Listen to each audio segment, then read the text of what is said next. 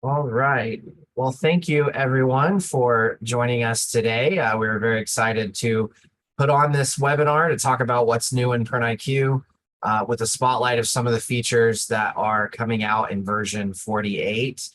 This has been much anticipated by everyone. I know lots of you on the call have been anxiously looking forward to this. So we're very excited to show some of this functionality and talk through what's possible in this latest version of printIQ. I am Craig Powell. I'm the general manager for the North American region. As I said, I'm very excited because I do believe that this continues to deliver on that track record that we have of listening to our customers, keeping in mind features and developing things that really make a difference in people's businesses. We never try to just stuff in things that we think would be a good idea. We do try to listen to what people need in reality for their productions. So I'm very excited to share some of that and how it might impact your business today in the latest version. I am joined by members of our product team, and I'll let them make their introductions, but they're going to take it from here and show these features today. Over to you guys. Yeah, thanks, Craig, and hi everyone. I'm Anthony, and we've got Chris and Adam today, so they're gonna take us through some of the highlights of version 48. We can't show you everything, unfortunately. I think that would put everyone to sleep because I think there was about 55 features in the release. So it's our major product release of the year. We do three. The other two are more minor releases. Everyone's welcome to them, but we certainly encourage everyone to push on with this release. We're going to tag team on some demoing. Hopefully we've picked the right items. It's always a little bit difficult to figure out which ones to cover. So hopefully we've chosen correctly. There's some things in there that we're not showing you. We felt they were too niche. There's some things like we've done a lot of work on promotional products for those of you that are doing apparel or drink bottles and USB sticks and those sorts of things. So we're not going to take you through that today. It takes a little while, but also it doesn't impact on enough people, we don't feel. So we'll take that one offline and either do another webinar or provide some video content on that. What I would say is last October at Printing United, we presented our roadmap. So it was a 2-year roadmap. I'm very happy to say that we're executing on that roadmap or the plan, which is always good to be able to have that sort of breathing space to execute a plan. What you'll see is that continuation of what we flagged there, which is a more continuing to refine. So we're not looking to create new, we're looking to polish, refine what we have, just make it more solid and better. You'll see module upgrades in this release as well. That was definitely some feedback that we had. And probably what you'll see in this release is what we've tried to do is consolidate back to an order. So a lot of your feedback was that while many of your staff absolutely need that low level detail, other people in your business, for them it was too much. So what we've tried to do is give a more of an order centric view of an order. So while an order may have 50 parts, you're not interested in all 50. You just want to see where the order is. Where is it at a manufacturing point, and where is it, in terms of shipping and those sorts of things. So you'll see that come through, in what we're showing you today. Adam's going to start with the ganging at estimate. So it's one of our biggest pieces of development that we've done for a few years. We've had a lot of demand for this. It's building on what we've always had, which was ganging at a production level, but we've actually then brought it back into the estimating or the quoting stage. So yeah, Ads, you're good to go, mate. All good, thanks, Anth. Okay. Okay, so ganging at estimate. So this is an extension to the existing IQ Gang module. So if you do have ganging already and you want to use ganging at an estimate stage, there's a little bit of setup involved from our end. So you just need to put in a setup request ticket to have that implemented. So, if you are going to purchase a gang module, this is an extension to it. So the ganging is kicked off from a custom quote level. So when we start generating a custom quote, it's based on a new template. So we had to start somewhere with ganging, and what we've done is we've focused more on the wide and large format area. That's where most of our requests were coming from. So currently, but in the future, we'll be looking at extending it out to things like, you know, your standard digital printing and offset printing. But for now, it's just based on wide format, large format. So I've got a custom quote template I've made here called wide format gang options. And it looks a lot like a normal custom template, but with the addition of a quantity and size box selector here. So beforehand, we couldn't gang multiple sizes onto the one sheet. If you were going to do that, you would do that by adding multiple sections to a job, which would then break everything out and start blowing out your costs for sheets and make readies and things like that. So what we've done is we've consolidated it into the one section, and we've brought in a new concept within a section of two different new section types. One's called a run section type, and the other is a part, which is basically the individual items. So I'll just start with a sheet-based option first. So all you do is you select your stock. You'll select your process front and back. You can select any additional finishing operations. So much like the existing gang module, if an operation itself is flagged as a ganging-based operation, that will be included in the gang's costing. And if an operation is not a gang-based operation, then it will be treated as an individual operation that will be worked on after the gang is finished and the sub-jobs are split out. So in this case, I've added a couple operations such as laminate and cutting, which I've flagged as gang-based operations, and taping, which is a non-gang-based operation. So you enter your standard requirements for the product, and then you can start entering your quantities and the individual sizes per item. From there, you can add a new item or duplicate an existing item. So if you have a lot of items to add, we can also do that via a CSV import-export. So I'm just going to import some information at the moment. So here we've got 3 different items, different quantities, different sizes. Being a custom template, you can also bake in your standard workflow operations. Once you've got everything in there, we've got this calculate gang option. So what this does is this sends out the information to a piece of software we've created that's going to calculate the imposition and send that information back into printIQ. So just clicking the option is going to send through the details of the sheet size, the individual items, and send us back the layouts. So based on what we've got here, it's determined that we need to split this out into 2 different layouts. One requires a quantity of 5 sheets printed, and the other requires a quantity of 1 sheet printed. So from here, we can open up and see additional information. So we can see against run 1, what items and what quantities each item is imposed. And we can also open up images of the layouts. So this is what we've imposed at the moment for those 2 products. So we save and close that, and then we get price. And this is where you'll see how IQ is calculating and splitting out those runs versus the items. So first thing you'll see is the description here. So we've got that split out, so we can see run 1, run 2, then items 1, 2, and 3, and all the information related to them.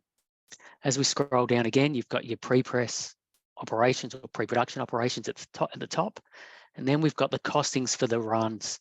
So we've got run 1 here, and you can see everything that's a gang-based operation will show here with its costings.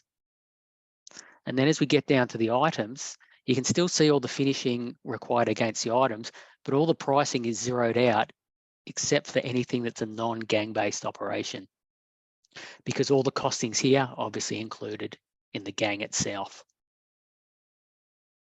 So this works on sheet-based items. It also works on roles. I'll just do a quick example of a role-based quote.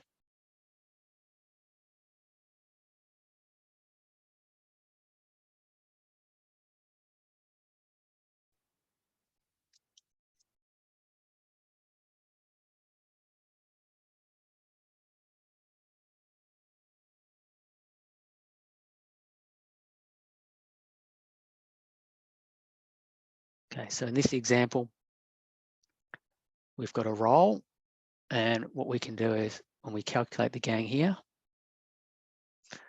we can see that it's calculated out of our stock that's 165 feet long. We need to use 88.89 feet. So if we open up the layout here, we can see how that's been imposed. Now there are a couple other options that we've included here for calculating the gang itself. So we've got an option here for straight cuts only. So what we're trying to do is line all the items up with as many straight cuts as we can, so you can see it separated all out. So you can try cut it with as many straight lines as possible if you're using a guillotine, for example. If you were doing something more like laser cutting, where you're not as fussed about having the straight cuts, what we can do is we can turn that off, calculate the gang, and then the algorithm's going to be slightly different. So here, because we're not so much worried about the straight cuts, we're using a little bit less stock here. So we're down to 83 feet. And if we open that layout up, you'll see that we've bunched everything up as much as we can. So there's a couple different algorithms that you can use. In addition to that, you can also override the maximum roll length. So without any override, it'll just look at the length of the existing roll. But if you want to override that, or you're using variable quantity length rolls, you can override that just here. So that's at a quoting stage. So what does it look like at production stage? So if you've used the ganging module before, you'll probably be familiar with this from gang at production stage.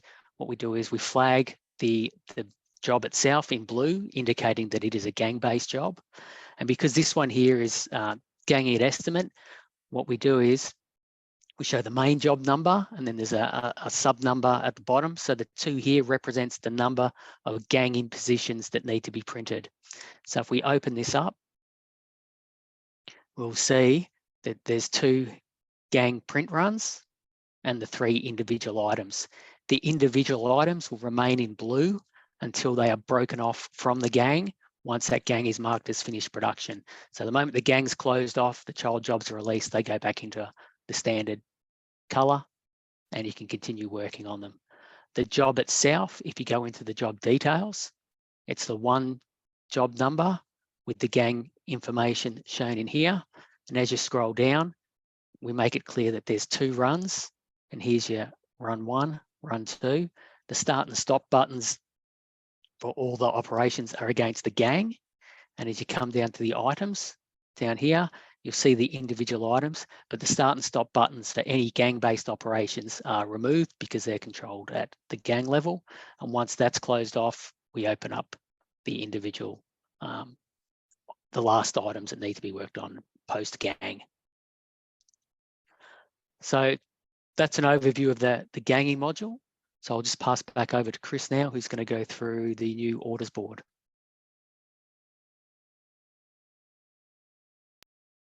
Thanks, Ed. I'll just get my screen up to share.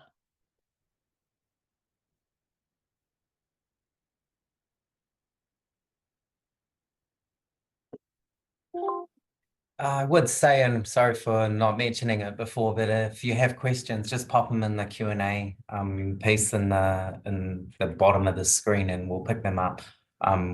We'll either cover them as we go, otherwise we've left about 10 or 15 minutes near the end to cover Q&A. So yeah, just feel free to put anything you need in there. Thanks, Hans. Okay, so we've made a change in the latest release for 48, and what we've done is we've added in a new high-level board that sits above the all jobs board for those that are used to the system. So what we've done is we've the board we've created is a combination between sales orders and all jobs. So we wanted to have it that this sort of becomes the new landing page for those that just need to look at orders from a higher level. You know, as we're aware when we're looking at the all jobs board, for example, and if we're dealing with orders that have got multiple products on it, we get a separate line for every single order. So -1, -2, -3, and so on and so on. And what we're doing with this on the orders board is we wanted to just bring that all into a single line. So just to minimize a bit more of that noise. So I'll just start to go through some of the features of it. So to start, we've got our main statuses. Now these statuses are the same statuses that we have available on the on the customer facing orders board. So that's what generally sits as the second menu option. So this list is the same as those. So it's just keeping it at a higher level view. Item statuses come into play, and this is bringing in all the statuses that we see today on the all jobs board and the statuses from the sales orders board. So just being able to still have that flexibility to mix and match which jobs we're trying to look for, but giving control to see everything all on one screen. A few of the other statuses are still the same as the other boards. We're pulling in the invoice statuses, dispatch statuses, and proofing statuses. Key comes into what we're doing now with this information. So as we can see, looking at this board at high level, we've got a couple of orders on here that I want to pin on. And if we look at the first ones, we've got the job number. We're used to clicking on this job number and going into the details screen, but because this has got multiple jobs attached to it, then it makes it locked down.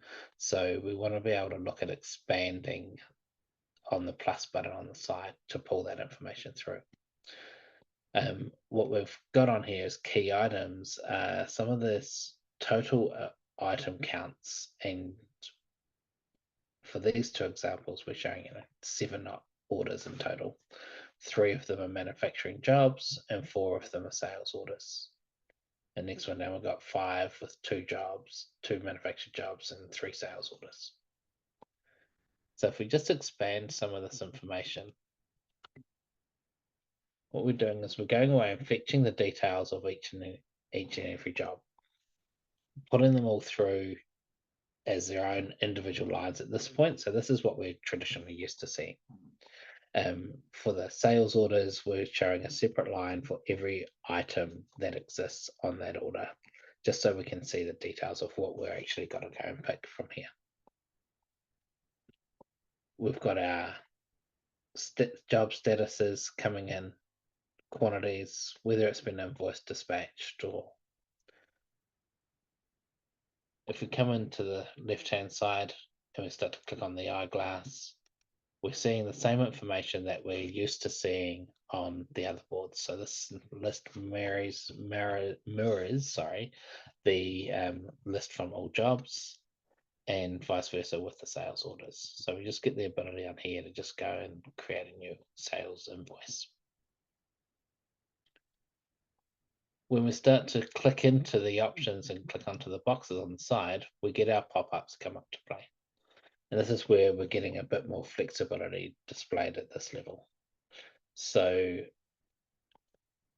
for a job, we're seeing a number of different options. We've got the abilities to update the statuses, update whether it's just marked as finished production, print it out, print out a job bag, update the priorities, etc. So these are all common functions that we have today.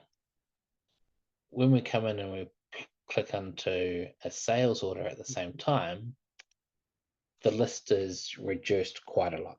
So we're just pulling back the options for anything that is selected. We're just showing what's available for that combination. So there's a lot of stuff that's job related that we can't do for a sales order. So there's no point showing all of that extra detail. And vice versa, if I was just to look at a sales order, right, we get additional things in regards to replenishing and assigning warehouses.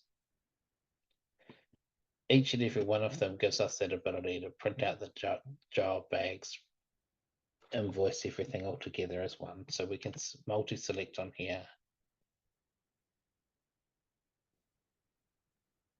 And we can create an invoice. So this will reduce some of the extra work of going into the awaiting invoice screen and multi-selecting all the jobs together there, or going onto a single invoice and adding new jobs into the mix. This just gives us that flexibility to group all of those together in one hit. And the same with dispatching it. When we look at the higher level, when we click onto the checkbox, and we still display the same info. One difference between at the higher level versus looking at the child orders is what we can do when it comes to printing out the job bag. So we've added in an ability to print out an orders bag. And this orders bag will give us a combination of our production job bags and our picking lists. So as long as we've got a combination job, it's got multiple products, multiple manufactured items in it, then we're going to be able to print this order out. So just, again, it's just about streamlining the options, and ideally it's just less clicks to have to go and print out 2 different tickets to bring all of that together. So this, while this builds for me, that pink, then we'll bring up the job details at that point.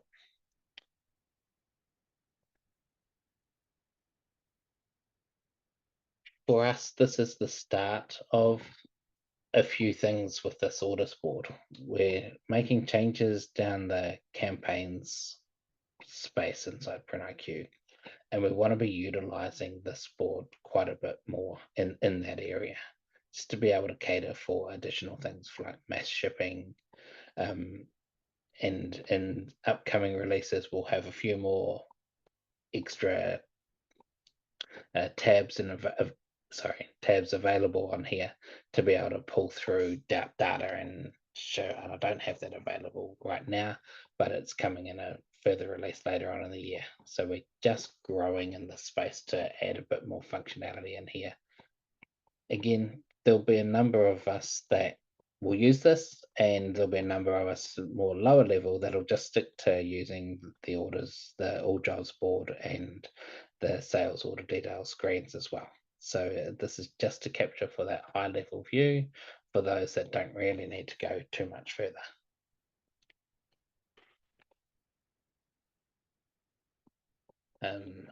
One other changes that we've made on here, because the number of us that are going from a 47 release up to a 48, we've added in this date, this due time. And so the time until due is a set amount of hours set based on this point in time now to when the due date of the job is actually required. And that aligns with giving us flexibility to filter the board either now based on FIFO and LIFO, but we've also added in the due date field in here at the same time. Okay, I'll just pass this over now back to Adam to go through some overs and unders. Thanks, Chris. Okay, yeah, so next is overs and unders.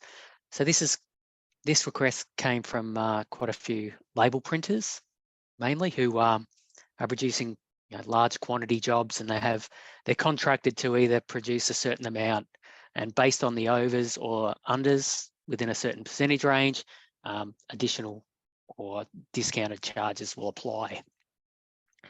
So to handle that, what we've done is we've implemented a new operation concept for overs and unders.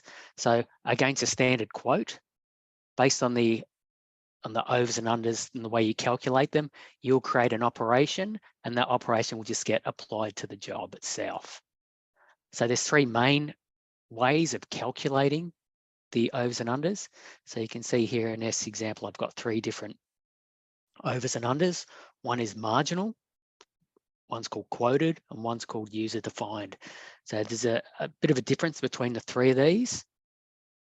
So marginal is It'll calculate the rate based on certain operations within the job and exclude other operations. So it's based on some settings. So if we go into our backend settings here, we've got a settings for the marginal costs. So what we can do is we can specify what operations belong to a certain operation category that are excluded from the marginal rate when quoting the overs and unders. So things like your design, your pre-press, your proofing, a lot of people won't want that included in their marginal rate because they're one-off costs, as well as things like the die itself. So the marginal rate lets you exclude certain operation categories from that unit rate. Quoted is just the total of everything divided by your unit rate. And user defined is you entering a flat rate per 1,000, for example. So that's an example of the operations, what it looks like within the actual components.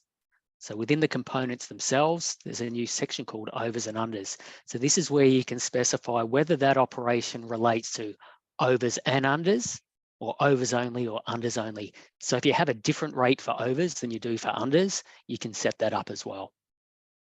So you specify what's affected by the operation, overs and unders, and then you can select whether it's the quota rate, the marginal rate, or the user defined rate, and then you can select how you display it. So in this case, we're going to display the rate per 1,000, but calculate it on an individual unit quantity. Once that's applied to the quote, at the quote level, everything just looks the same. It's on the orders details page that you'll see a bit of a difference.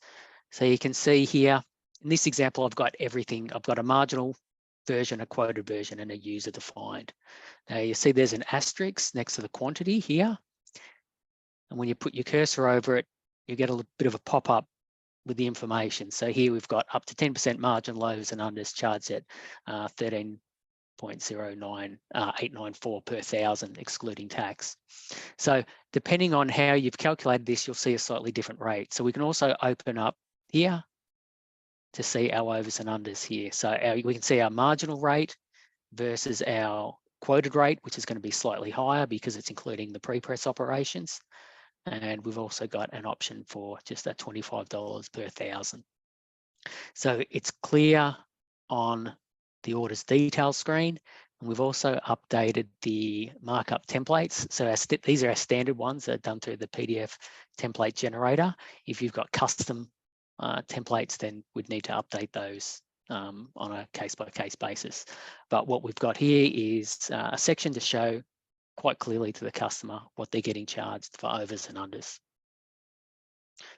So that's at a quoting level.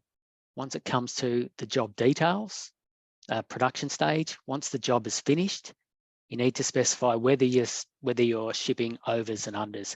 So if I go into the dispatch tab here, in this example, we're going to ship under quantity. So we've got a 50,000 quantity. And at the end of the day, we're shipping, say, 49,000. So I'm going to edit the delivery, change the quantity to 49,000 and update it. And because I've got an overs and unders operation linked to this, IQ knows, and it will add this additional drop down here for overs and unders.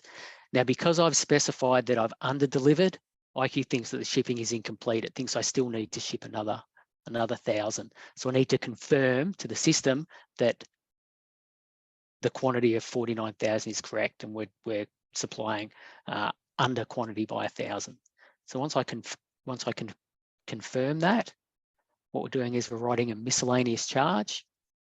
So here's our miscellaneous charge for our unders, and we're taking off that $13.09. So when we go to invoice that, we'll add that to the invoice as an additional line. So there'll be an additional line for the unders. Similar with overs. In this example here, we'll ship over by 1,000. So we'll send 51,000, update our delivery, confirm our overs of 1,000. And again, we're going to write a miscellaneous charge for the additional costs of that extra 1,000. So that covers overs and unders. Now, the last one I wanted to show you guys was proofing at an order level. So like what Anth was saying earlier, we're trying to make everything a lot more order centric instead of having everything as individual items within that one job. So a lot of feedback based on the proofing module was, if I've got a job that had multiple items inside it and they all required to be proofed, you'd have to go into each job, upload the proof, send an email to the customer, and the customer would then get multiple emails saying there's a proof ready. They'd have to click into them, and they'd end up getting spammed by emails, and it was made it a little difficult to manage everything. So what we've done is we've revamped the approve module and allowed you to proof by order as opposed to individual items. So in this example, I've got 3 items within the one job. So I can just open up one of those jobs.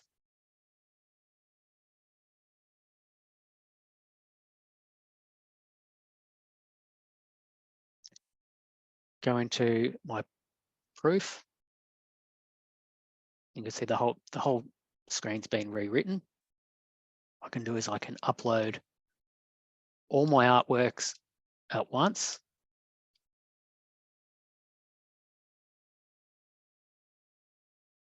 Because I've got 3 jobs in here, I'm uploading my 3 artworks.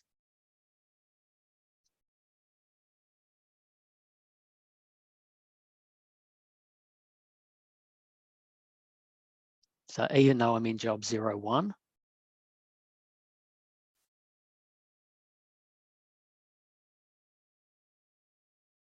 it knows that we've got multiple jobs. So it shows me each artwork file. And from here, I can use the job drop down to link the relevant artwork to the relevant job. From there, I can then send off the one proof email.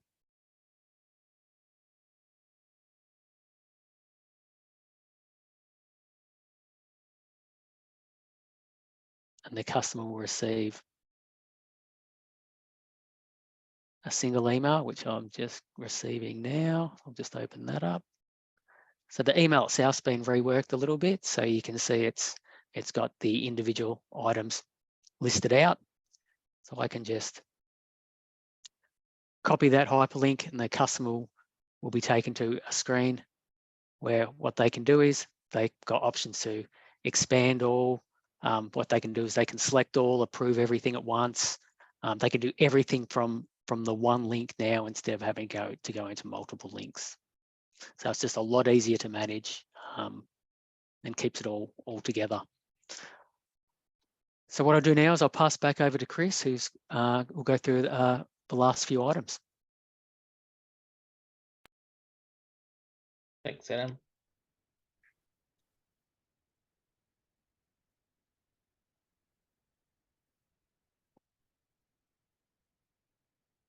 Okay, a few more for me. So one of the ones that we're looking at is we've made a different user type. And what we've done is we've created a user for a shop floor user. This user is a locked down user compared to a traditional user in IQ. So if any of us are requiring new users to come into the system, I'd recommend having a chat to the sales team to discuss what sort of user you're actually after here. So what we're trying to do is just create a locked in version for just shop floor. And they'll be limited to the actions that they're able to produce and deliver. So just looking at it from a high level, we've got our user screen. If we were to create a new user, it's just a different user type that comes into play. So you can see on the top here, we've got a shop floor. From there, once we've created that user, the user will have different positions available. So that's looking down at what roles that they've got access to. And if we just look at it from the screen to start, when we hover over here, we can see that we've got them down as a factory staff user. So this is me logged in here. So I'm seeing a lot more detail, obviously, with my user roles currently. But if I was to log in as that shop floor user, then we can see what we've got access to. And at this point, we can tell from this user, I've got only access to the production menu. Inside the production menu, everything is limited. Access to the keyboards that we've got controls over, playing with and working from there. If I open up a job and we have a look at job details, this is where we can see what we've got access to control at this point. On here, we've locked down a number of different fields. So we can't get in and change the title or update the description. We can't update the purchase order. We can start timing against the job. And this is pretty much all the team need to be able to look at doing in here. So when we're timing away, no worries at all. It'll update status automatically as we go, but we're just limiting down access and controls of what people can and cannot do.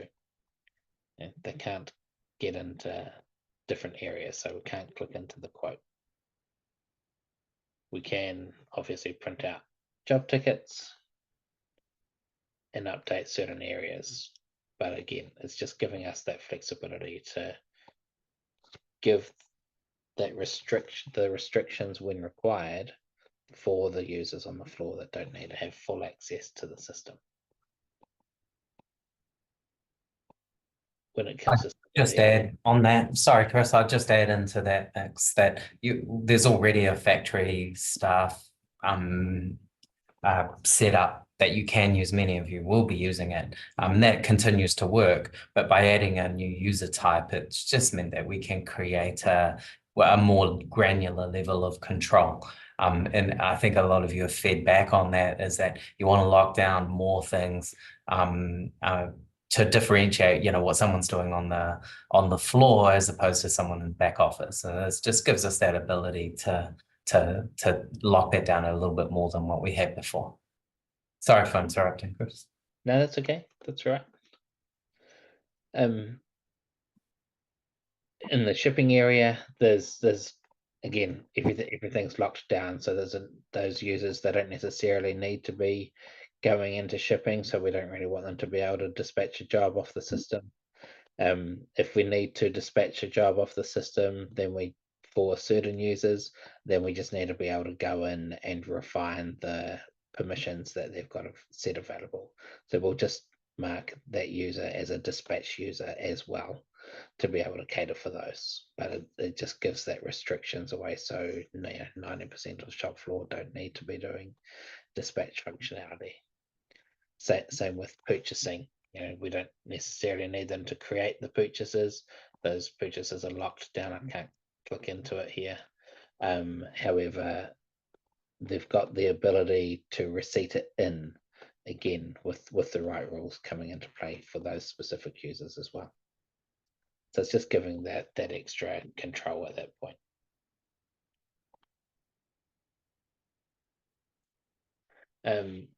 Another thing that we've made changes on, because the system is global, we've added a few more things into the terminology screen. Some of you might like this a little bit. What we've got is down the list, we've added in a few different options to be able to cater for changing color to color with or without the U, and shipping or dispatched to be either shipping, or some of us spelled dispatched with an E, some of us spelled dispatched with an I. So in the Australian and UK markets, they're both different in those sort of areas. So it's just giving that extra little bit of flexibility to fine tune some of this for a lot of us to make it more regionalized. Nice and simple from that point of view. If we want to change it, then we can just click into it and just override it.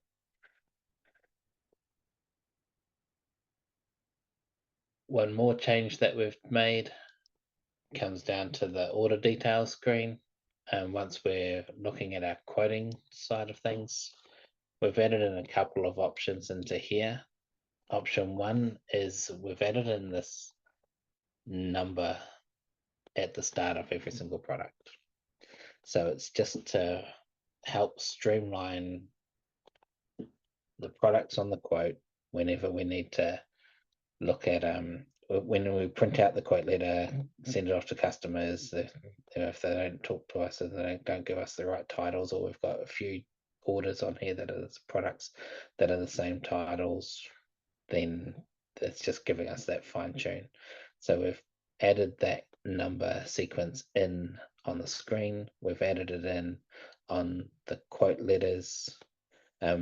It's available. It's an option on whether you'd like it or not. So it's just a setting that needs to be turned on for those that do need it, because we know that not everybody's going to like it. But we've got to have that flexibility in place. So if you don't see it on your site once you've been released and you do like it, then just pop a message in to a setup request to be able to get that setting turned on, and the team will sort that out for you. One of the other changes that we've made in here is the ability to reorder these items. And what we've done is we've added it to the pencil of every single product that exists on the quote. And all of them will give us this pop-up. So for those that have been around for a while, if you wanted to get it into a certain order, then you would generally need to recopy the product or move it and remove it from earlier on in the piece. Now you've got the ability to just be able to get this pop-up up. We can reorder things to where we want, and it's as simple as just drag and dropping.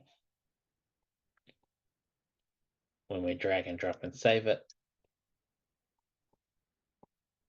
the screen reloads. In my products, my ordering number regenerates and comes into play now based on the order that I've just preset. So as we say, we can do that from here in the pencil, and we've also got an option to do it if we were at the bottom of the screen. So at this point, if we realized it, we can just click on the reorders from here, and we've got the same functionality. It's exactly the same pop-up coming up.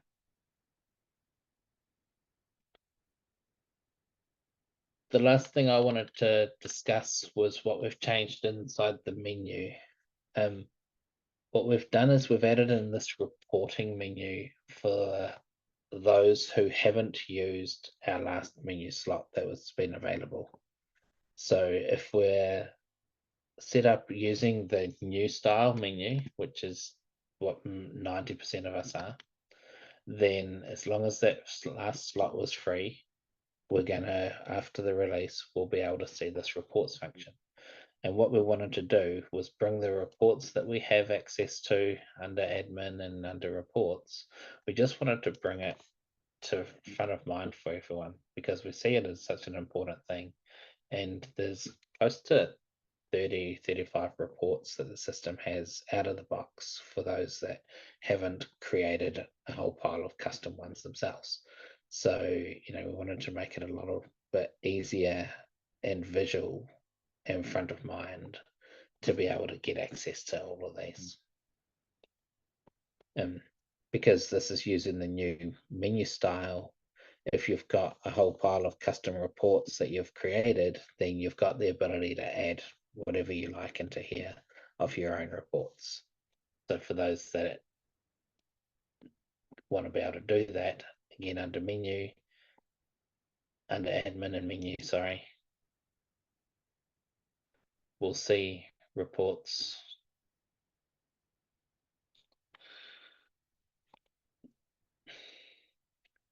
We won't. So I'll bring that back up.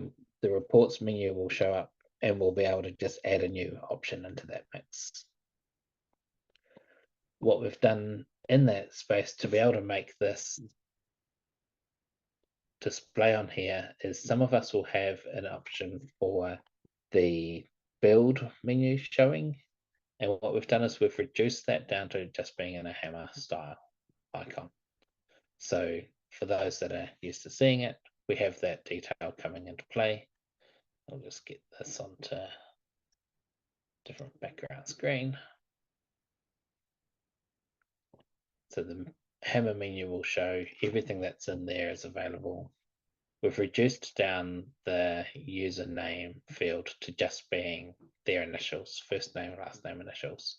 But when we click into this, we can see who the logged in user is. So all we were doing there was trying to reduce some space to allow us to get the reports menu in by default to go everywhere.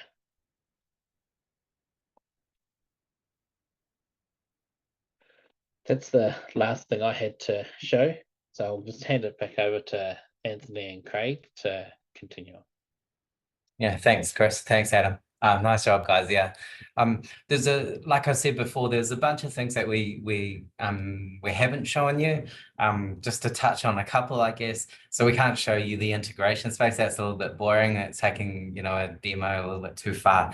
But there's a few things in there just to point out. Say we've added the job references into Switch. We've also added them into the job XML as well. That was a really common or a frequently requested item. So happy to have added those in. We've strengthened that integration with Infigo being the web to print system, but we've also added in support for page DNA. So we've just, you know, tightened up, you know, what we do in that space, and we've added a whole new integration layer or a middleware application that we're using for more high volume integrations. So we've got one customer that's pumping through, at its peak, it was just under 2,000 orders an hour. So we needed to be able to do that better. And so that integration layer has certainly been strengthened in this release. I mentioned the promotional products or the apparel previously. So again, that's probably a big part of this release. And there's a whole lot of other changes. I also wanted to front foot or just to point out, we've been working quite a lot on the performance of printIQ and rationalizing what we're doing.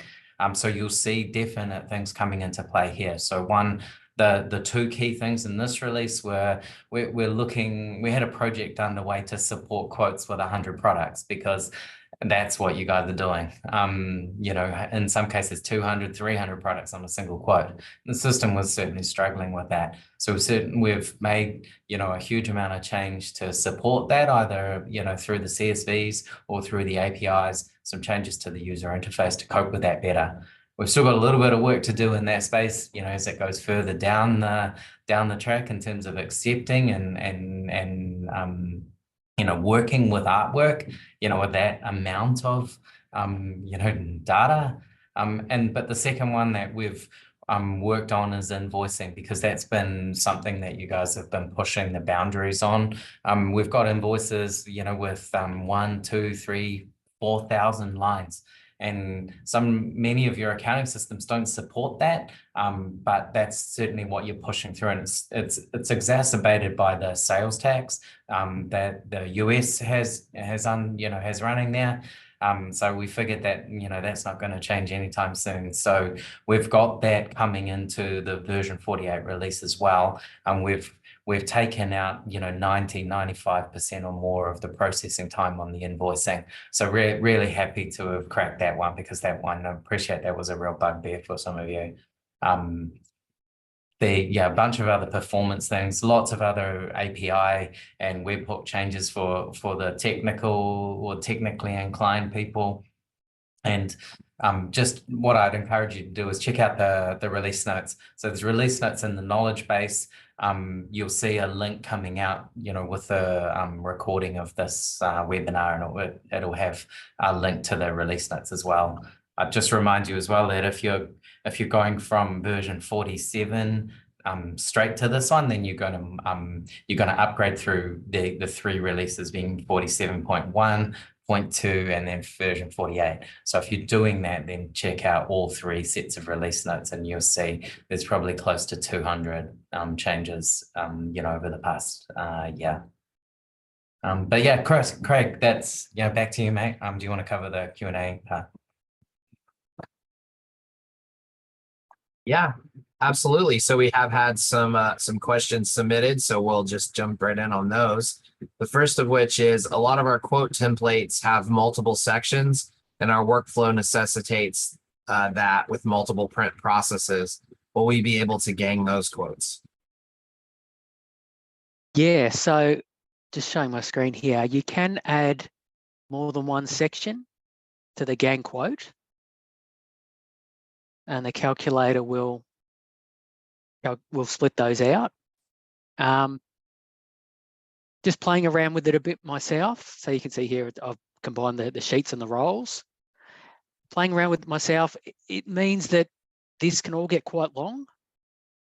So I found it was better to just use the cart and split out the stocks. If they're on a different stock, split them out into another item within the cart.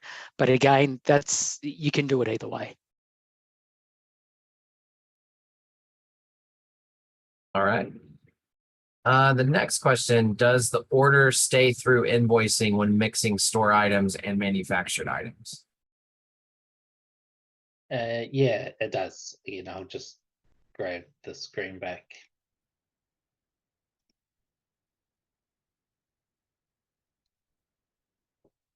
So from here, if we've got this ticked on, if we can come into invoicing, then it gives us a pop-up for all the store item products coming in, the individual jobs. And again, we can obviously set this as per normal to being line by operation or GL or single line by francs. Just submit that, so that'll group everything all together. And as long as the orders are for the same customer, then you can multi-select whichever customers they are. So then be able to bring that in. If it's a different customer, we've grayed out the invoice. So it has to be the same customer. And then we can go from there. We can just add many orders together at once.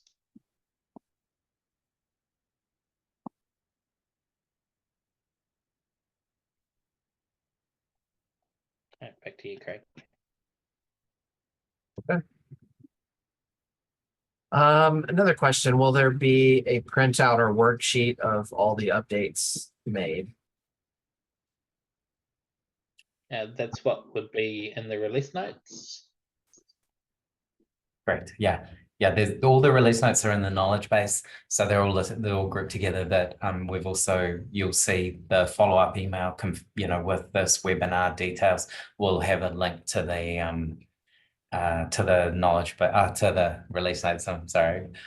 We just made it so that you didn't have to log in. That sometimes a hurdle people can't get past. So we've made it a little bit easier this time to get to the release notes.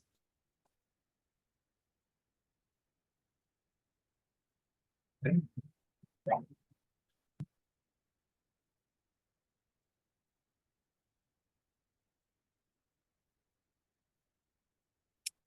I think we've done this webinar, this is the third time, so hopefully we're getting okay at it. We had, Carl was also presenting today, he called in sick, so guys, nice work covering that. But one of the common questions that came up in the other sessions was when is version 48 available? So yeah, just in case that helps, it's available now, and it's been rolling out we have a staggered sort of rollout cycle. So it comes down to where you fit in the cycle and how comfortable you are with the level of change. For some of you, you'll need to work that through with your staff as well. But it is available now. And it's been out for about a month now. So it's looking pretty good. Again, some of the larger sites tend to wait a little bit longer. But also, if you're, like I said before, if you're coming from a version 47 release, then you've got 3 releases to work through. So you may want to stagger that depending on where you're up to on the cycle. Yeah, agreed. And I know we've reached out to some of you that have UAT sites, and we've been rolling that out for testing there under UATs. But if anybody is interested in having the update, as Anthony said, it is available. So feel free to put in a desk ticket, and we're happy to get that queued up. All right. It looks like we did have one final question. And that was, is there anything in the works or future plans to integrate AI with printIQ? Yeah, it's figuring out what that looks like. So we have a working group and internally at printIQ where we're looking at that, how that might affect just our general business, but also how it affects you in terms of in terms of generating reports or front footing or being more having more intelligence in the reporting space. Automating some of the quoting steps and automating certain tasks. So we don't, we're in the early stages of that. I think like many people are, we don't exactly know what that looks like. We've certainly used some of that in the ganging tool to work in with that algorithm to figure out how to lay the roles and sheets out. But again, I would say that we're in the early stages, but definitely keen to embrace that. But that some of that I feel would be driven by you guys as well. So if you have ideas or if you have things that you want to explore, then certainly don't be shy there. Let's have a talk about that.